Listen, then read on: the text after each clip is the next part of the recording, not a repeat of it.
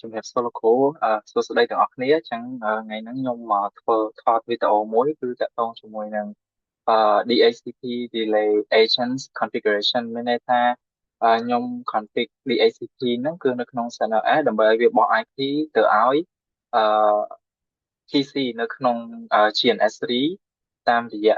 Relay Agents មានន័យយើងប្រើនៅជា router ជា bridge មួយពី server នៅក្នុង DHCP ទៅកាន់PC នៅក្នុង GNS3 អញ្ចឹងនៅក្នុងលំហាត់នឹងដែរគឺខ្ញុំបានមាន topology ដែលខ្ញុំបាននិយាយហើយគឺនៅក្នុង GNS3 អញ្ចឹងយើងឃើញថាគឺយើងមាននៅរបស់មួយចំនួននៅក្នុងនេះដែលខ្ញុំបានធ្វើហើយគឺតាក់ទងជាមួយនឹងយើងឃើញថាផ្នែកពណ៌ទឹកក្រូចនេះគឺខ្ញុំដាក់ថា CNS server មានន័យថាកន្លែងនេះគឺតាមរយៈ VMnet adapter network adapter VMnet 1នេះគឺខ្ញុំបានតាមពិតមែនទេតែអានឹងគឺជា cloud មួយដែលយើង config នេះវាគឺជា cloud បែបនេះអញ្ចឹងទៅយើងបានគ្រាន់តែបដូរវាតាក់ទងជាមួយនឹងតាក់ទងជាមួយនឹង symbol របស់វាទេនេះគឺយើងបដូរវាទៅជារូប cloud បែបរូប server បែបហ្នឹងឲ្យវាមានថាឲ្យវាមើលទៅរៀងទំនងជាងមុនបន្តិចអញ្ចឹងអត់មានអីទេកន្លែងហ្នឹងវាគឺជា cloud ដែលយើង config វាដោយប្រើនៅ VMware Network Adapter អូខេអញ្ចឹង VMnet 1ដែលវានៅ IP 10.2យើង set IP វា10.2ហើយតែយើងនឹង config នៅក្នុង CNS ដូចគ្នាអញ្ចឹងកន្លែងនេះគឺតាក់ទងជាមួយនឹងgateway របស់វាយើងយក10.1ហើយកន្លែងនេះគឺយើងមានតាក់ទងជាមួយនឹងLAN 3ទៀតគឺដែលមាននៅខុសមាននៅអឺអឺ subnet ខុសគ្នាគឺនៅក្នុង192.168.20នេះ network 3ហើយនេះnetwork ក្បាលខុសគេដែរគឺ172.10.41.40.1ចឹងនេះនៅក្នុង network 40.0អូខេអញ្ចឹងយើងមាន topology ប៉ុណ្ណឹងដែលយើងនឹងធ្វើការទៅលើពីរផ្នែកសំខាន់គឺទី1គឺតាក់ទងជាមួយនឹង DHCP server ដែលយើងផ្ដោតទៅលើខាង cloud មួយនេះ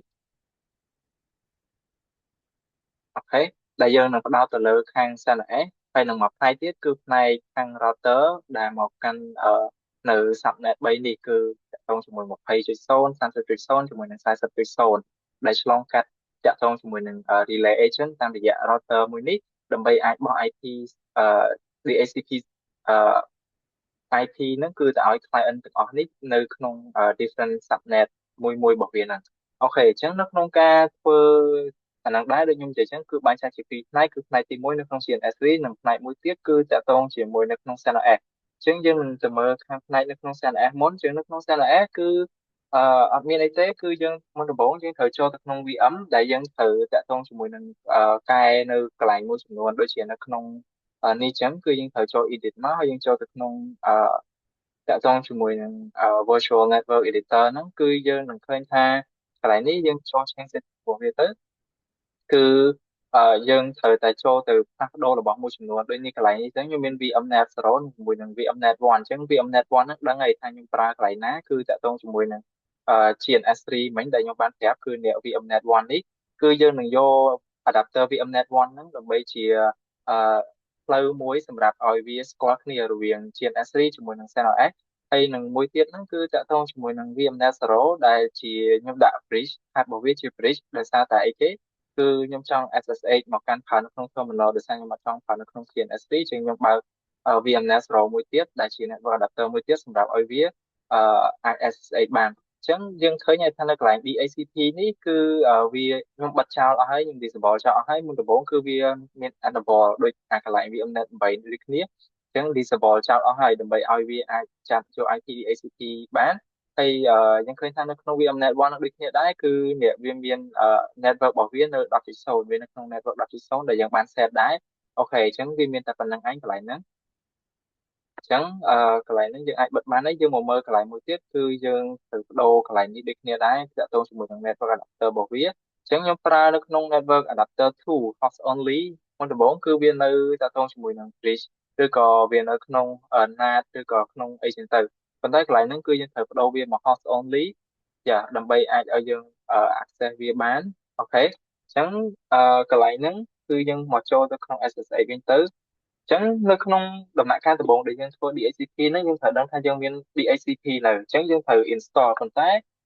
ចឹង command install របស់យើងគឺយើងដឹងហើយថាយើងត្រូវតាក់ទងជាមួយនឹងយើង sudo មានន័យយើង force វាដោយ sudo dnf install DHCP អឺ DHCP តាក់ទងជាមួយនឹងDHCP server ដក Y ប៉ុន្តែកន្លែងនេះវាអូខេ DHCP server ដក Y អញ្ចឹងយើងត្រូវវាយ command ប៉ុណ្ណឹងដើម្បីយើង install DHCP server ប៉ុន្តែជាក់ស្ដែងគឺខ្ញុំបាន config ហើយអញ្ចឹងយើងអត់ចាំបាច់ត្រូវកន្លែងហ្នឹងទៀតទេយើងគ្រាន់តែ verify ថាយើងមាន DHCP នៅតាមរយៈ command of pm យ៉ា of pm ដក UI ហើយជាមួយនឹង DHCP server របស់យើងហ្នឹងថាយើងមាននៅអូខេអញ្ចឹងយើងឃើញថាយើងមានហើយគឺ version 4.2.4.4.2អូខេអញ្ចឹងយើងឃើញថាយើងមានហើយអញ្ចឹងយើងបាន install DHCP រួចជាស្រេចហើយអញ្ចឹងនៅក្នុងការធ្វើ DHCP ហ្នឹងគឺខ្ញុំបានធ្វើ script ដែរគឺខ្ញុំអត់វាយ comment វាចូលហ្មងទេគឺខ្ញុំបាន save នៅក្នុង Notepad នេះគឺជា script ដែលខ្ញុំបាន save ក៏ជា process នៅក្នុងការធ្វើរបស់វា config ពីដើមដែរនេះ external នេះគឺខាងក្រៅដែលខ្ញុំបញ្ចូលមិញអញ្ចឹងអានេះនៅក្នុង internal របស់យើងគឺយើងបាន check តាក់ទងជាមួយនឹង RPM ហើយអស់ហើយអញ្ចឹងកន្លែងនេះគឺយើងចាប់ផ្ដើម copy backup file មានថាយើងត្រូវធ្វើការនៅក្នុង file មួយដែលមានឈ្មោះថា DHCP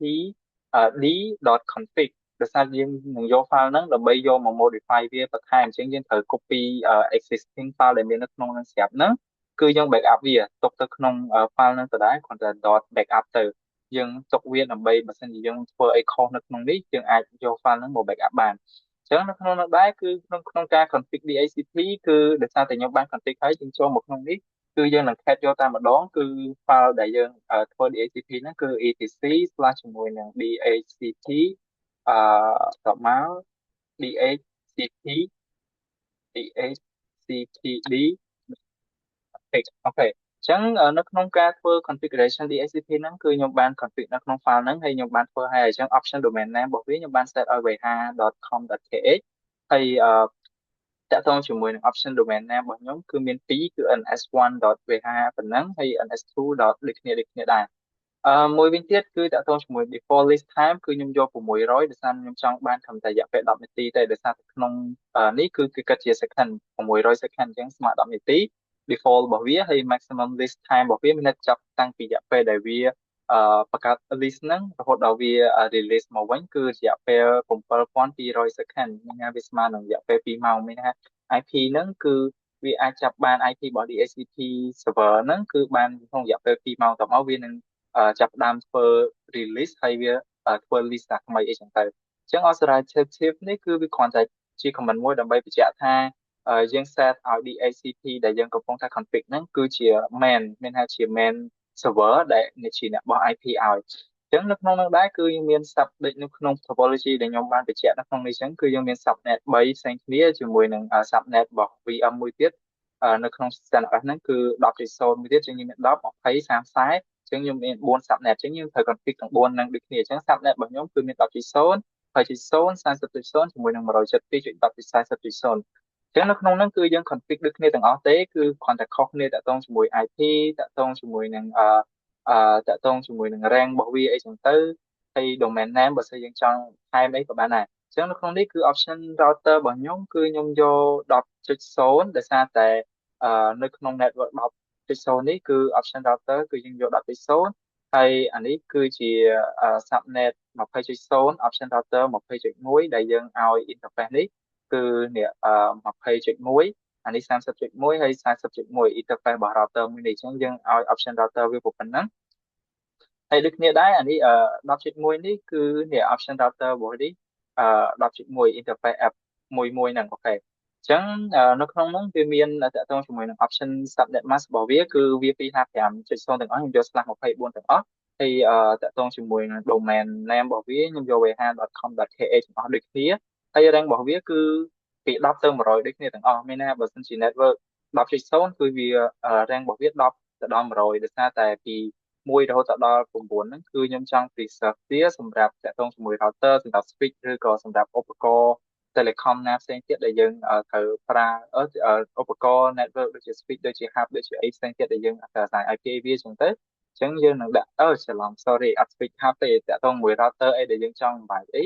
គឺយើងមានថាយើង preserve IP ហ្នឹងសម្រាប់ទុកឲ្យឧបករណ៍ទាំងអស់ហ្នឹងអញ្ចឹងអានេះគឺឧបករណ៍សម្រាប់ client គឺពី10រហូតដល់100ទាំងអស់គ្រប់ subnet ទាំងអស់អញ្ចឹងការ config DHCP គឺមានតែប៉ុណ្្នឹងទេអឺសម្រាប់ការ config ទាំងមូលរបស់វាគឺប៉ុណ្ណឹងអញ្ចឹងអីដែលយើងត្រូវធ្វើបន្តហ្នឹងគឺតាក់ទងជាមួយនឹងនេះគឺខ្ញុំបាន note អញ្ចឹងតាក់ទងជាមួយនឹងអឺអានេះគឺជា comment មួយដែលយើងអាច run DHCP ហ្នឹងប៉ុន្តែវាអត់មានថាវាអត់ start service ទេវាគ្រាន់តែចង់បញ្ជាក់ថា DHCP ហ្នឹងវាដើរឬក៏អត់អូខេអញ្ចឹងអានេះគឺ check connection របស់វាគឺយើងចង់ទៅរកឥឡូវយើងមើលទៅតាក់ទងជាមួយនឹង IPA របស់វាថាអឺ DHCP ដែលយើង set ឲ្យ network 10.0សម្រាប់ SNS ហ្នឹងគឺវានៅក្នុងអីគេអញ្ចឹងយើងឃើញថានេះ192.168.2នេះដែលយើង set ឲ្យតាក់ទងជាមួយនឹង server មួយហ្នឹងគឺ IP server មួយហ្នឹងគឺវានៅក្នុង ENS 224ផ្ទុយទៅវិញ ENS 160នេះគឺសម្រាប់ Wi-Fi របស់ខ្ញុំដែលខ្ញុំកំពុងប្រើគឺ192.168.126នេះអញ្ចឹងវាអត់តាក់ទងគ្នាទេហើយឥឡូវនេះ loop back ទេអញ្ចឹងអីដែលយើងត្រូវមើលហ្នឹងគឺតាក់ទងជាមួយ ENS 224នេះដែលយើងនឹងធ្វើវាអូខេអញ្ចឹងអឺតាក់ទងជាមួយកន្លែងហ្នឹងគឺយើងត្រូវអឺយើងត្រូវកែ file មួយចំនួនមានថាយើងត្រូវ modify បើសិនជាយើងដឹងថាយើងប្រើ ENF 224ហើយយើងត្រូវតែmodify យើងដាក់ environment របស់វាឲ្យវាស្គាល់ថាយើងកំពុងតែមានថា DHCP របស់យើងហ្នឹងគឺយើងប្រើនៅក្នុង network ENS 224ហ្នឹងអញ្ចឹងកន្លែងនេះយើងត្រូវ nano តាក់ទងជាមួយនឹង ETC system ហ្នឹងគឺដោយសារតែកន្លែងហ្នឹងគឺយើងបាន copy file ពីខាងលើមកហើយឯងដោយសារខ្ញុំ config ឲ្យអស់ខ្ញុំអត់ចង់ឲ្យខាតពេលកន្លែងហ្នឹង config ច្រើនទៀតអញ្ចឹងគ្រាន់តែនិយាយត្រួសទៅអញ្ចឹងកន្លែងហ្នឹងគឺមុនដំបូងគឺយើង LS អូតាក់ទងជាមួយនឹង network manager របស់វាតាក់ទងជាមួយនឹង system connection របស់វាថាវាមានអីខ្លះនៅក្នុងហ្នឹងឥឡូវកន្លែងហ្នឹងខ្ញុំអាច show បន្តិចទៅសារយើងកុំឲ្យវីដេអូវែងពេកអញ្ចឹងកន្លែងហ្នឹងគឺយើងនឹងឃើញថានេះនៅក្នុងsystem របស់ខ្ញុំហ្នឹងគឺវាមាន DHCP server ដោយសារខ្ញុំបង្កើត ENM 160នេះគឺ Wi-Fi អញ្ចឹងត្រូវដឹងថាអា DHCP server នេះ DHCP server .nm connection ហ្នឹងបានមកពីណាអញ្ចឹងកន្លែងហ្នឹងគឺបានមកពីដោយសារតែខ្ញុំបានបង្កើតអូខ្ញុំភ្លេចបញ្យល់កន្លែងហ្នឹងដែរកន្លែងហ្នឹងគឺយើងបានបង្កើតនៅក្នុង NM TUI ដែលកន្លែងហ្នឹងគឺយើងចូល edit connection ទៅហើយនេះ DHCP server ដែលខ្ញុំបានបង្កើតមុនដំបូងវាមានតែ NN ENS 160នេះទេដែលជា Wi-Fi របស់ខ្ញុំជាងកន្លែងហ្នឹងគឺ DHCP ហ្នឹងគឺខ្ញុំបានបើសិនជាមុនដំបូងវាអត់មានអីទេយើងចូលមកកាន់ add ហើយដល់មកចូល Ethernet ទៅ Ethernet ហើយពីកន្លែងនេះគឺជាឈ្មោះរបស់វា Ethernet connection 1នេះគឺជាឈ្មោះរបស់វាដែលយើងចង់ដាក់អីដូចខ្ញុំមិញខ្ញុំដាក់ DHCP server អញ្ចឹងហើយកន្លែងនេះគឺជា IPv4 របស់វាយើងអាចឆេញពី IPv4 ពី automatic ហ្នឹងទៅដាក់ manual ទៅនេះយើងអាចឆេញមកដាក់ manual ប៉ុន្តែកន្លែងហ្នឹងដូចខ្ញុំនិយាយអញ្ចឹងខ្ញុំធ្វើហើយខ្ញុំដាក់ automatic ទៅវាទៅដែរទៅដោយសារកន្លែងនេះយើងមានតែធ្វើអីទេហើយកន្លែងនេះគឺកន្លែង show នេះគឺកន្លែងដែលយើងអាសាញ IP ឲ្យវាអញ្ចឹងយើង enter ទៅគឺយើងអាចអាសាញ IP ឲ្យវាបានហើយថាយើងចង់ដាក់ IP ឲ្យវាប៉ុន្មានទៅដូចខ្ញុំមិញគឺនៅក្នុងកន្លែងចឹងខ្ញុំចូលឲ្យមើលតិចទៅតាក់ទងជាមួយកន្លែងនេះ DNS server របស់ខ្ញុំអញ្ចឹងតាក់ទងជាមួយនឹង DNS server របស់ខ្ញុំនេះខ្ញុំបាន set IP address វាគឺ10.2មានថា server របស់ខ្ញុំគឺនៅ IP 192.168.10.2/24ហើយ gateway របស់វាគឺ10.1ដែលនេះ gateway របស់វាគឺវានៅកន្លែងនេះ10.1ហើយនេះគឺ IP របស់វា10.2អូខេវាមានតែប៉ុណ្្នឹងឯងអញ្ចឹងកន្លែងហ្នឹងក្រោយពីធ្វើកន្លែងហ្នឹងហើយគឺយើង config manual កន្លែងហ្នឹងហើយមានថាយើងបានបង្កើតនៅ DHCP អឺរបស់វាមួយអីអញ្ចឹងអូខេយើង back មកវិញទៅដោយសារកន្លែងហ្នឹងអត់មានអីនិយាយទេអញ្ចឹងពេលដែលបង្កើតឡើងមិញហើយបើសិនជាវាករណីដែលវាអត់ដើរអញ្ចឹងយើងអាចចូលតាក់ទងជាមួយនឹង activate connection របស់វាដើម្បីឲ្យវាផ្កាយនេះគឺយើង hover ទៅលើវាទៅហើយយើង enter ទៅវានឹង load ផ្កាយអញ្ចឹងមានន័យថាវាដើរអញ្ចឹងឥឡូវហ្នឹងជាក់ស្ដែងគឺយើងឃើញវា load ផ្កាយទាំងអស់ហើយអញ្ចឹងDHCP server របស់យើងដើរអូខេអញ្ចឹងយើងចូលទៅតាក់ទងជាមួយនឹងបន្តទៀតអញ្ចឹងបន្តទៀតបន្ទាប់ពីយើងcheck connection ហើយគឺយើងនឹងចូលទៅក្នុង nano នេះដើម្បីតាក់ទងជាមួយនឹងយើង add បន្ថែមនៅ environment របស់វាគឺ ENF 224ដូចខ្ញុំ show នៅ IPA មិញឲ្យឃើញហ្នឹងគឺថានេះ ENF 24នេះគឺយើងកំពុងប្រើទៅក្នុង network ប៉ុណ្ណឹងអញ្ចឹងឥឡូវដោយសារខ្ញុំ config កន្លែងហ្នឹងហើយខ្ញុំ អានឹងឲ្យទៅគឺនេះយើងនឹងឃើញថាខ្ញុំបាន change environment របស់វានេះ environment របស់វាគឺ DACP DACP ហ្នឹងគឺស្មើជាមួយនឹង ENS 224យើងបាន set DACP របស់វាឲ្យប៉ុណ្្នឹងហើយអូខេអញ្ចឹងវានៅសល់នេះទៀតគឺតាក់ទងជាមួយនឹង firewall គឺយើងត្រូវ set firewall ដែរដោយសារតែកុំឲ្យ firewall ចាប់ទៅលើអា DHCP ហ្នឹងគឺវាបោះ IP ឲ្យអត់បានអញ្ចឹងកន្លែងនេះគឺជា comment ដើម្បីយើង set firewall ថាគឺយើងបាន add នៅ list ថ្មីហើយនេះគឺ firewall comment.reload នេះគឺមានឲ្យវាទទួលនៅអា list ដែលយើងមានថាជា rule ដែលយើងចង់បង្កើតហ្នឹងណាដើម្បីអាចឲ្យវា accept ទៅលើ rule មួយហ្នឹងអញ្ចឹង comment 4ក្រោមនេះគឺជា comment ដែលយើងប្រើដើម្បី verify គឺតាក់ទងជាមួយនឹងមានថាដូចកន្លែងយើង reload ថ្មីកន្លែងយើង restart ថ្មីអញ្ចឹង system system daemon reload នេះគឺយើងប្រើវាដើម្បីអីគេគឺយើងប្រើវាដើម្បីឲ្យមានន័យថាវាជា manage វាជា system manager យើង reload ទៅលើ system manager configuration របស់វាបន្ទាប់ពីយើងបានផ្លាស់ប្ដូរ service file ផ្លាស់ប្ដូរអីហើយអស់យើងឲ្យវា reload សារថ្មីហើយតមក system CTL enable now now DHCP ហ្នឹងមានន័យថាយើងឲ្យ DHCP service របស់វាហ្នឹងគឺចាប់ផ្ដើម enable ដើម្បី start automatically reboot ឡើងវិញមានន័យថាឲ្យវាចាប់ផ្ដើម reboot ឡើងវិញហើយ system CTL restart network manager នេះគឺវា restart ទៅលើ network ឧទាហរណ៍វាពុំមាន network ប៉ុណ្ណឹងយើងឲ្យ restart តាមថ្មីទៅពេលខ្លះវាអាចចាប់ទៅលើ network ថ្មីអីចឹងទៅចាប់ IP ថ្មីអញ្ចឹងកន្លែងហ្នឹងជាមូលហេតុដែលយើងត្រូវ restart ទៅលើ network manager របស់វាដែរហើយ system CTL status DHCP អញ្ចឹងយើងនឹងមើលទៅលើ status របស់វាថាវាមានអីគេអញ្ចឹងខ្ញុំនឹង show កន្លែងនេះមួយដែរអញ្ចឹងនេះយើងឃើញថា status របស់វាគឺកន្លែង active នេះគឺវា active វាកំពុងតែ running អីចឹងទៅហើយវា running អីគេបាន1ម៉ោង55នាទីដោយសារខ្ញុំបើកវាធ្វើតាំងពី1ម៉ោង55នាទីមុនអូខេប៉ុណ្្នឹងឯងអញ្ចឹងកន្លែងហ្នឹងអស់ការ config DHCP នៅក្នុង SNF ហ្នឹងគឺយើង config តែប៉ុណ្ណឹងគឺចប់ហើយអញ្ចឹងនៅសល់ខាងផ្នែកGNS3 ដែលយើងត្រូវ config ដែរដោយសារតែ GNS3 យើងត្រូវដាក់ IP ទៅលើ interface មួយហើយយើងត្រូវធ្វើតាក់ទងជាមួយនឹង relay agent ផងដែរអញ្ចឹងនៅក្នុង GNS3 គឺយើងមាន topology ប៉ុណ្ណឹងដដែលគឺខ្ញុំបាន config តាក់ទងជាមួយនឹងនៅលើ router ហ្នឹងគឺconfig តាក់ទងជាមួយនឹងinterface fast00អញ្ចឹងនៅក្នុង fast00នេះគឺអ្នក interface 20.1នេះអញ្ចឹងនៅក្នុង fast00ហ្នឹងគឺខ្ញុំបានឲ្យ config ឲ្យវា IP របស់វាគឺ20.1ហើយ255អញ្ចឹងទៅហើយfast មួយនេះគឺតាក់ទងទៅកាន់ SNF វិញមានវាជា link ទៅកាន់ SNF វិញគឺយើង set IP ឲ្យវា10.1ដែល subnet mask ប៉ុណ្ណឹងហើយ IP helper មានន័យថាវាទាញវាត្រូវតែមានន័យវាជាអីគេជា bridge រវាង server ជាមួយនឹងclient PC នៅក្នុងនៅក្រុមវានិងនៅក្រុម router របស់វាដែលយើងមាន switch មួយហ្នឹងអញ្ចឹងមានថាវា helper វាទាញ IP ពី router ហ្នឹងមកឲ្យពួកក្រុមហ្នឹងបើសិនជាអត់ប្រើ IP helper ទេគឺ network ពីរហ្នឹងគឺវាអត់ស្គាល់គ្នាទេអញ្ចឹងយើងប្រើ IP helper គឺ helper ទៅដល់នេះគេទៅដល់ IP របស់ server ដែល IP server របស់យើង192.168.10.2អញ្ចឹង interface 01នេះគឺ network 30.1គឺយើងប្រើប៉ុណ្ណឹងដូចគ្នាហើយអូខ្ញុំភ្លេចមួយទៀតគឺតាក់ទងអានេះគឺ40.1ផ្លេចនេះអញ្ចឹង IP 40 192.10.40.1គឺនៅក្នុង fast 10អញ្ចឹងគឺយើង set ប៉ុណ្ណឹងនិយាយទៅដូចគ្នាទេ flow វាប៉ុណ្ណឹងហើយ end ទៅហើយអានេះគឺយើង write វាឡើងវិញដើម្បីឲ្យ system នឹងចាំអញ្ចឹងក្រោយតែពេលដែលយើង config ហើយអស់នៅក្នុង GNS3 គឺវានឹង load up ប៉ុន្តែនឹងមានបញ្ហាមួយគឺតាក់ទងជាមួយនឹង IP ទៅលើPC មួយហ្នឹងនឹងចាប់ DHCP អត់បានទេអញ្ចឹងដោយសារតែតាក់ទងជាមួយនឹងហេតុអីគឺតាក់ទងជាមួយនឹង SendRS នេះវានៅក្នុង VM ហើយ GNS3 នេះក៏ជាក្នុង VM ដូចគ្នាមានថា GNS3 VM អញ្ចឹងយើងដោយសារយើងប្រើ adapter នៃ VMware ដូចគ្នាអញ្ចឹងមានន័យថារបស់ពីរហ្នឹងគឺវាអត់ទាន់ស្គាល់គ្នាទេអញ្ចឹងដើម្បីឲ្យវាអាចឲ្យវាស្គាល់គ្នាបានគឺយើងត្រូវប្រើអីគឺយើងត្រូវប្រើតាក់ទងជាមួយនឹង route ទៀតយើងត្រូវ static route យើង static route វាពីserver នេះមកកាន់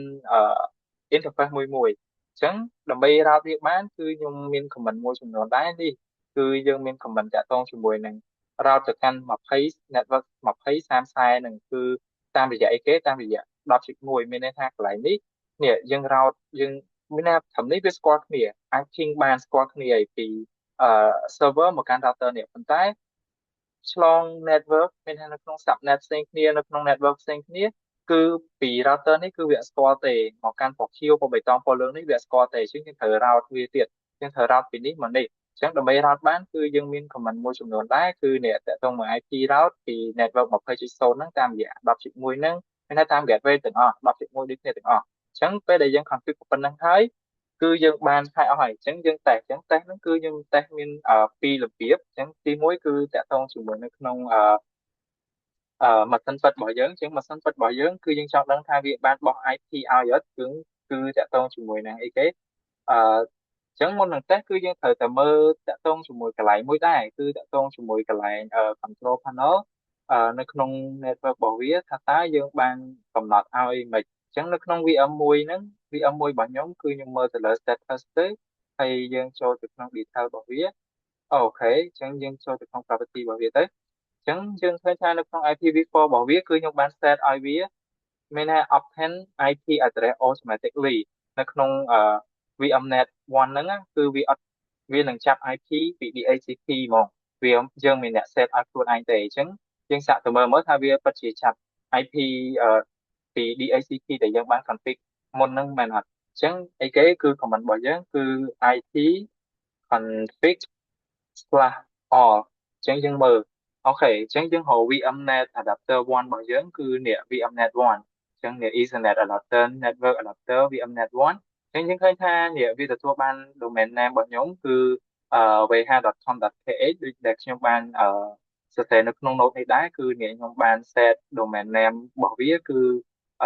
តាក់ទងជាមួយនឹង vh.com.kh ទាំងអស់ហើយតាក់ទងជាមួយនឹងនេះតាក់ទងជាមួយនឹង IP របស់វាគឺវាទទួលបាននេះ network 10ចុចវាទទួលបាន network 10ចុចដែលវា start ដោយសារតែដូចនិយាយមុនហ្នឹងអញ្ចឹងគឺយើងកំណត់2ម៉ោងយើងមិនកំណត់2ម៉ោងពីតាក់ទងជាមួយនឹង7200 second យើងបានកំណត់ឲ្យនេះ maximum list time របស់វាគឺ7200 second អញ្ចឹងមានថាវារយៈពេល2ម៉ោងអញ្ចឹងវានឹង start list របស់វា25 July ម៉ោង9:22រហូតដល់25 July ដែរគឺម៉ោង1:24នាទី PM អូខេអញ្ចឹង list របស់វាឃើញប៉ុណ្ណឹងអញ្ចឹងយើងតេស្តមួយទៀតគឺតេស្តតាក់ទងជាមួយក្នុង GNS3 របស់យើងថាតើPC នៅក្នុង GNS3 ហ្នឹងវាចាប់បានIP address ត្រូវអីនឹងអីដែលវាត្រូវបាននៅក្នុង subnet របស់វាអញ្ចឹងអានេះនៅក្នុងខ្ញុំតេស្តនៅក្នុង subnet 20.0អញ្ចឹងយើងចូលទៅមុនដំបូងវាអត់មានអីទេអញ្ចឹងយើងត្រូវឥឡូវយើង show IP វាសិនទៅវាមានអីអត់អញ្ចឹងអត់មានទេយើងឃើញថា IP របស់វាអត់មានទេអញ្ចឹងយើង IP DHCP ទៅអញ្ចឹង IP DHCP វានឹងធ្វើ process DORA អញ្ចឹងនៅក្នុង process DORA ហ្នឹងយើងឃើញថាវា load process DORA ហើយទេឥឡូវវាចាប់បាន IP ឬក៏អត់យើងចាំមើលសិនអូខេឥឡូវវាចាប់បានហើយគឺនៅក្នុង192 168.20.15អញ្ចឹងយើងឃើញថាវាពិតជាត្រូវមែនវាក្នុង network 20ហើយយើង start ពី10ទៅ network យើងអញ្ចឹងវាចាប់បាន20.15អញ្ចឹងឥឡូវ PC 6របស់យើងប៉ុណ្្នឹងឥឡូវយើងសាកមកមើល PC 5យើងសាកតែអត់អញ្ចឹងយើងវាយទៅទី DHCP ឥឡូវយើងទុកវានៅក្នុងនោះសិនទៅហើយបន្តទៀត IP DHCP ហើយវាធ្វើនេះ IP DHCP ឥឡូវយើងតែប្រហែល PC នោះបានអីថែមមួយទៀតទៅចឹង IP DHCP អូ IP DHCP អូខេអញ្ចឹងយើងមក check មើល5អញ្ចឹងនៅក្នុង6នេះមិញនៅក្នុង6IP DHCP ចំណងបត់ចាំមើលអូខេអញ្ចឹងនៅក្នុង5នេះយើងឃើញថាវាចាប់បានមកក្នុង network 20ចាប់បាន IP 14នៅក្នុង4នេះចាប់13ក្នុង3នេះគឺវាចាប់11ហើយនៅក្នុងនេះយើងអត់ទាន់វាយទេអញ្ចឹងនៅក្នុងនេះគឺចាប់បាន10នេះនៅក្នុង PC1 ចាប់បាន10ហើយនៅក្នុង PC 16នេះគឺចាប់បាន15អញ្ចឹងឥឡូវយើងសាកតេស្តមួយទៀតទៅ IP DHCP អញ្ចឹងនៅក្នុងនេះគឺវាធ្វើ process DORA ដដែលជាមួយថាតើវាចាប់បាន IP មែនអញ្ចឹងនៅក្នុង PC 7នេះវាចាប់បាន IP 16នៅក្នុង network 20ដូចគ្នាអញ្ចឹងឥឡូវយើងឃើញថាត្រូវហើយនៅក្នុង network 20ឥឡូវមើល network 30ម្ដងអញ្ចឹង IP DHCP នៅក្នុង network 30របស់យើងគឺវាធ្វើ process DORA ដូចគ្នាជាមួយថាតើវាដើរឬក៏អត់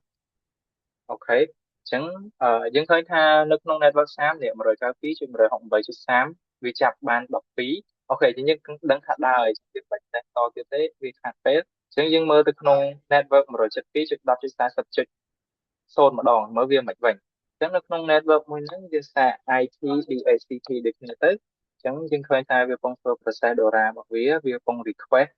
ទៅលើ IP ពី server ហើយ server ចាប់ផ្ដើម reply មកវិញឥឡូវវាធ្វើ acknowledgement គឺវាបាន IP ហើយគឺ172.10.40.11គឺពិតជាត្រឹមត្រូវអញ្ចឹងយើងឃើញថាការធ្វើ DHCP របស់យើងគឺបាន complete 100%ដោយសារតែអឺ client នៅក្នុងGNS3 គឺបានទទួលនៅIP ពី SNF ពិតមែនអញ្ចឹងវីដេអូរបស់ខ្ញុំមានតែប៉ុណ្្នឹងទេអរគុណលោកគ្រូហើយទាំងអស់គ្នាដែលបានចំណាយពេលស្ដាប់នៅវីដេអូរបស់ខ្ញុំអរគុណ